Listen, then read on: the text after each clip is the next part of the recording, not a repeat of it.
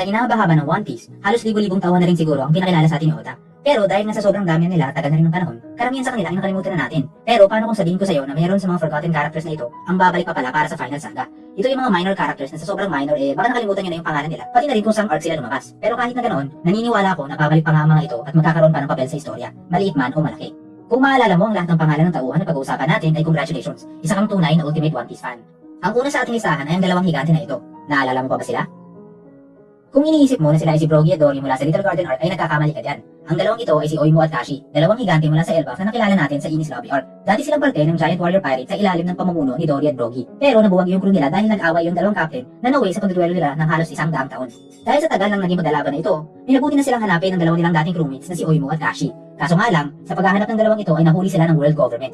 Sinabi sa kanila na yung dalawang kapitan na hinahanap nila ay nakakulong daw sa Impel Down. Pero papalayain naman ng mga ito kapag pumayag si Oimo at Kashi na pantayan ng Enies Lobby sa susunod na 100 taon. Dahil mahaba naman ang buhay ng mga Giants, pumayag naman ang dalawa. Noong Enies Lobby Arc, nagbabantay pa rin ng dalawang higante sa gate noong lusupin ito ng alliance nila Luffy upang iligtas sila Robin at Frankie. Sinubukan silang pigilan ng dalawang higante pero bigo ang mga ito. Dahil hindi nila nabantayan ng maayos ang gate, inakala nila na hindi na mapapalaya yung dalaw nilang captain. Dito na nila nakilala si Usopp, si Sogeking pala. Nalaman nila kay Sogeking na hindi naman pala nahuli ng world government si Brogy at Dory, kundi nagduduelo pa rin sa Little Garden. Dahil dito, nagalit ang dalawang giant sa pangloloko ng world government at nagdesisyon na tulungan ng Straw Hats sa pag-atake sa Enies Lobby. Pagkatapos ng mga pangyayaring ito, nagdesisyon na nga sila bumalik na lang sa Elbaf at patapusin na lang ang duelo ng kanilang mga captain. Nakita nga natin kamakailan na nakauwi na nga si Oimo at Kashi sa Elbaf, pati na rin ang mga captain nila na si Dory at Brogy. Kung hindi dahil sa Straw Hats ay baka nagbabantay pa rin ng dalawang ito sa Enies Lobby nang walang dahilan. Kaya kung magkakaroon man ng labanan sa Elbaf, ay tiyak na makakaasa ang Straw Hats kay Oimo at Kashi. Bago naman tayo tumuloy sa susunod nating tauhan, huwag mo munang kalimutang i-like ang video natin at mag-subscribe na rin sa ating channel, lalong-lalo na kung isa kang One Piece fan. Malaking suporta na yan sa atin para patuloy pa tayong magawa ng marami pang One Piece content. Speaking of Elbaf, ang susunod nating tauhan ay may connection rin sa Elbaf. Kilala mo pa ba siya? Ang tauhang ito ay si Charlotte Lola. Si Lola ay isa sa maraming anak ni Big Mom pero kahit na ganito, nakilala natin siya hindi sa Whole Cake Island Arc, kung hindi sa Thriller Bark Arc. Isa si Lola sa mga biktima na nanakawan ng anino ni Gecko Moria. Dahil dito, naging katulong siya ng Straw Hat Pirates sa paglaban nila kay Moria.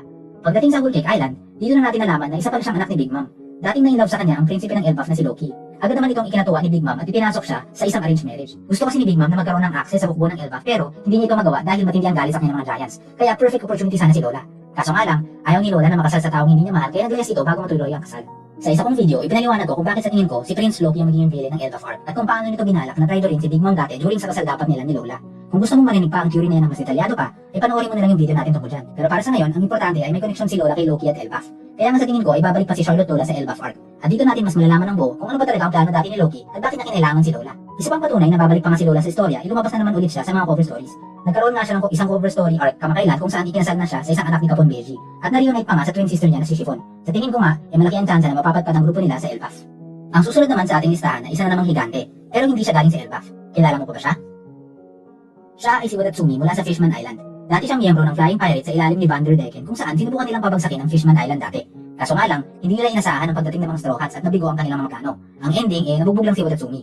Pagkatapos ng mga pangyayari sa Fishman Island, na-exile nga si Wadatsumi dahil sa mga kasalanan niya. Mas mabuti rin daw ang exile dahil hindi naman siya kasya sa mga kulungan sa Fishman Island. Habang nasa exile, nagkaroon rin ng mini arc si Wadatsumi sa cover stories kung saan nagpanggap siya bilang isang sea god at nagnakaw ng mga offerings na para dapat sa mga cities. Dahil sa mga mapabayang aksyon niya, unti-unti niyang nasira yung port town ng mga lokal na mamamayan at aksidente niya rin napag-away ang mga tao at mga cities. Buti na lang ay dumating si Boss Jinbei at naresolba niya ang sitwasyon. Sa huli, isinama na lang ni Jinbei si Wadatsumi para hindi na magsimula ng iba pang gulo. Pagdating ng Whole Cake Island Arc, ay mukhang naging parte na nga si Wadatsumi ng Sun Pirates sa ilalim ni Jinbei. Noong papatakas ang Straw Hat Pirates mula kay Big Mom, kasama si Wadatsumi ng Sun Pirates na hinarangan ng mga person nila Big Mom para makatakas sila Luffy. Dahil na sumali na si Jinbei sa Straw Hat Pirates, malaki ang tsansa na itong Sun Pirates kasama si Wadatsumi ay sasali na rin sa Grand Fleet sa ilalim ng Straw Hats. Kapag nangyari ito, ay siguradong malaking tulong ito si Wadatsumi sa mga future laban ng Straw Hats. Dahil sa tagal nitong laki at kakayang lumungoy sa dagat, tiyak na magiging useful siya lalo na laban sa mga Devil Fruit users at pati na rin sa mga laban sa karagatan. Kung hindi nyo pa napapansin, karamihan ng tauhan sa ating listahan ay yung mga lumabas na sa cover stories. Meron nga kasing pattern kung saan yung mga dating tauhan ay bumabalik sa istorya matapos magkaroon ng isang arc sa cover stories. Katulad nila Buggy, Kobe at Helmepo at maging si Rob Lucci at CP9. Kaya ganyan na rin ang susunod nating tauhan. Naalala mo pa ba siya? Siya si Marian, o mas kilala bilang Miss Golden Week. Siya ay isang dating officer ng Baroque Works sa ilalim ni Crocodile. Nakalaban siya ni Luffy sa Little Garden Arc kasama ang partner niya na si Mr. 3 kung saan inutusan sila ni Crocodile na ambushin sila Vivi. Kaso nga lang, nakialam na naman ng mga Straw Hats at nabigo ang misyon nila. Pagkatapos ng mga pangyayari sa Alabasta, na-expose na nga ang operasyon ng Baroque Works at nahuli ang karamihan ng kanilang miyembro, kasama na si Crocodile. Noong napalitan nito nila Miss Golden Week, Miss Valentine at Mr. 5, sinubukan nilang tulungan yung mga kampi nila. Dahil sa kakaibang kapangyarihan ni Miss Golden Week, tagumpay naman nilang napalaya ang ito. Yun nga lang, basag na ang kalooban ni Crocodile dahil sa pagkatalo niya at nagpaiwan sa kulungan. Si Mr. 1 naman ayaw rin magpahiwalay sa boss niya, kaya nagpaiwan din. Dahil unemployed na silang lahat, nagsama-sama yung mga natirang Baroque Works agent at nagtayo ng sarili nilang cafe kung saan sila nagtatrabaho hanggang ngayon. Ngayon, bukod sa partition ng isang cover story, bakit ko naman nasabi na posibleng babalik pa si Miss Golden Week? Una, dahil unti-unti na rin bumabalik sa storya yung mga tauhan sa Little Garden at Alabasta Arc kung saan natin unang nakilala si Miss Golden Week. Nandyan na si Crocodile, Mr. 1 at Mr. 3, nandyan na rin sila Cobra, Vivi at Elle, pati si Dory at Brogy ay nasa Elbaf na rin. So hindi malabo na pati yung ibang Marocrux agent kasama si Miss Golden Week ay may pasok pa ulit ni Oda sa istorya. Isa pa, si Miss Golden Week ay mayroong kakaibang nickname at ito nga yung Flag Bearer of Freedom. Di ba parang napakabigat ng nickname na yan? Lalo na para sa isang minor character lang.